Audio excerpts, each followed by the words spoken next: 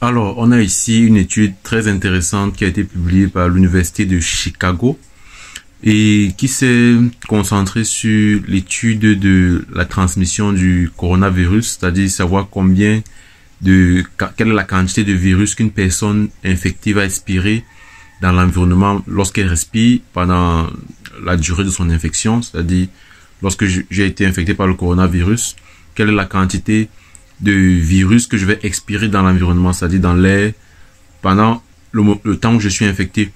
Et il faut dire que les différents travaux de recherche qui ont été faits sur la charge virale pendant l'infection par le Covid-19 se sont concentrés uniquement sur les prélèvements internes, c'est-à-dire aller prélever au niveau des voies respiratoires pour voir quelle est la quantité, quelle est la concentration de virus qui s'y trouve. Et il n'y a pas eu donc d'études qui s'intéressent à voir quelle est la quantité de virus qu'une personne expire, parce que comme je vous l'ai dit, ou alors comme vous le savez déjà, pendant la pandémie à coronavirus, les voies de transmission se faisaient également par air, c'est-à-dire une personne infectée peut envoyer une quantité de virus dans l'air. Donc cette étude-ci donc s'est intéressée à rechercher donc quelle est la quantité de virus, de coronavirus qu'une personne expire dans l'air. Ça, c'est la nouveauté et l'innovation que cette étude apporte. Et par la suite, donc, on va également découvrir des choses très intéressantes.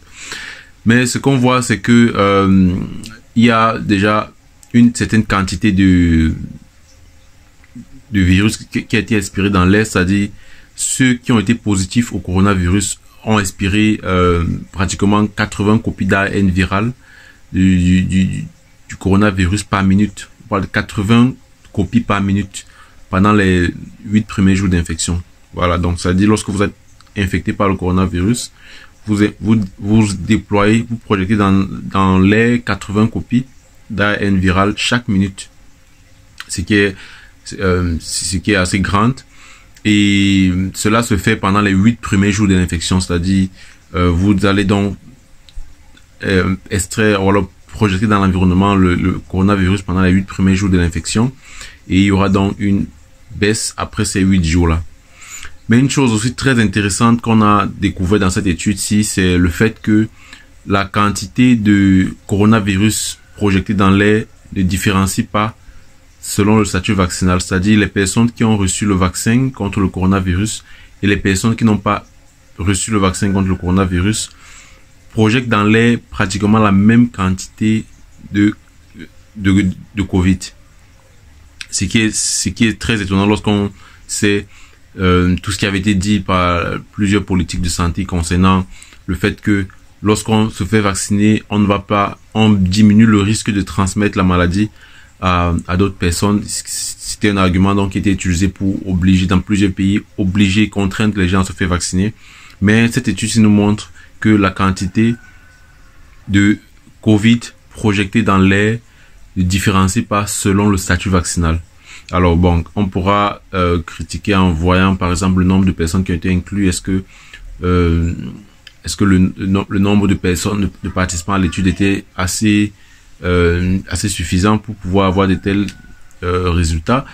Mais avec cette étude-ci, on voit qu'il n'y a pas de différence statistique entre la quantité de virus projeté dans l'air par les personnes vaccinées et celle projetée dans l'air par les personnes non vaccinées.